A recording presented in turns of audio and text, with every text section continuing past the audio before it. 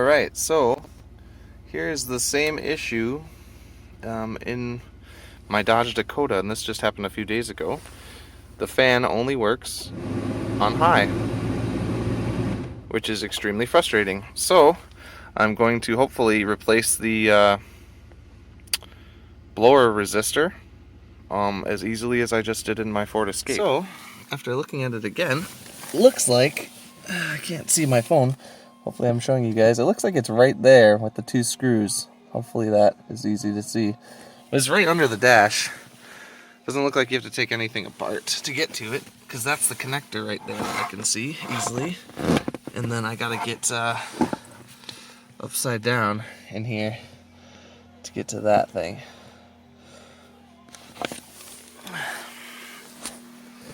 Alright, well, I chose the right two screws.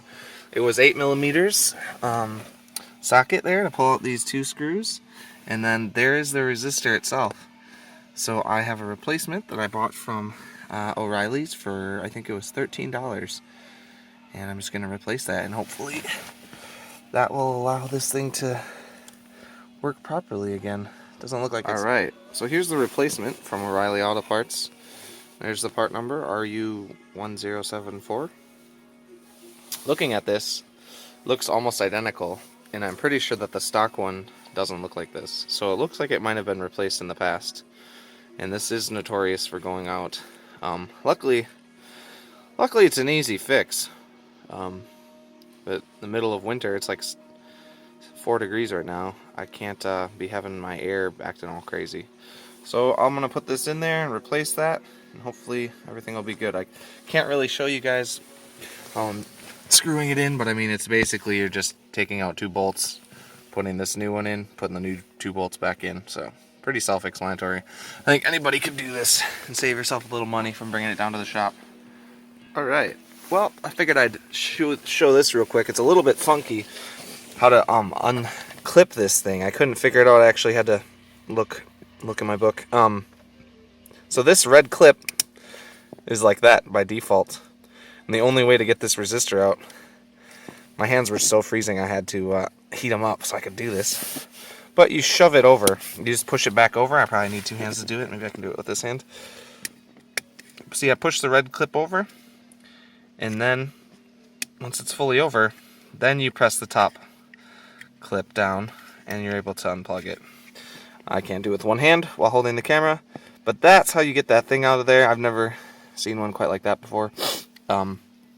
And another thing I noticed was, looks like my air duct, you might have, when you look in your truck or Durango, since they're the same, these early models, you might have an air duct that was blocking that the resistor. You might not be able to get at it unless you remove it. Looks like maybe the previous owner on mine maybe cut it off or just left it off. I don't know. It still blows air in the footwell right there, so it's fine. But I saw on another picture where it came all the way across and blew out in the center. So I can't tell if that's cut or if that's just default like that. But it works fine, so I'm not worried about it. And I don't have to move it to get at this resistor in case it goes out again. So now that I got that in, I'll push that red thing back over so it's secure. I think I can do it with one hand on this one. See? Pops over. And now I'm just going to put it back in. Back up in there and bolt those 2 bolts back in, and then we'll test it out. Hopefully that'll fix my issues. Alright, another issue I'm coming across here is I think since this was replaced, I think this is an aftermarket part. I noticed when I was I'm trying to get this thing mounted up in there, that this thing has these tabs on each corner, and you can see it on that side too. It needs to be rounded, and I actually noticed on this one the tabs were broken off. So I need to do the same thing so that it can mount in the same holes. Otherwise those tabs are getting in the way and not allowing me to slide it fully in place. So I'm going to break those off. Hopefully they're not hard to break off. Maybe I'll have to grind them off with a Dremel or something if they're really tight. And it's freezing outside, so I want to get this done as fast as possible. So I will do that right quick. Alright, well that was easy fix. Very quickly, I couldn't do it on camera because I needed 2 hands, but I just took a pliers and snapped them off. They came off real easy and pretty cleanly too, and that one's a little bit jagged on that end, but I think that'll be just fine. So let's get this thing installed and get this put back together. Alright, moment of truth. I got it back in there. It went in pretty easy.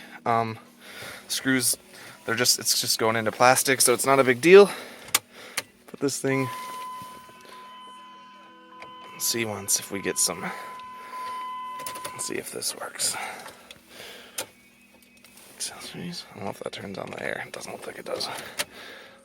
My car stick, so I can't turn it on from the side.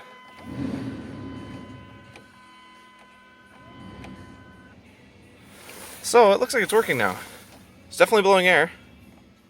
It's very quiet on the lowest setting. Maybe it's... Seems to be working. Let's do... Definitely working. Better than it was.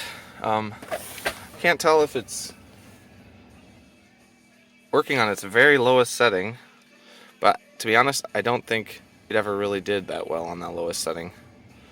So now I have different levels of air blowing, so that'll work awesome. So that was the easy fix, 12 or 13 bucks from O'Reilly's, and I can throw away that old one. And thanks for watching.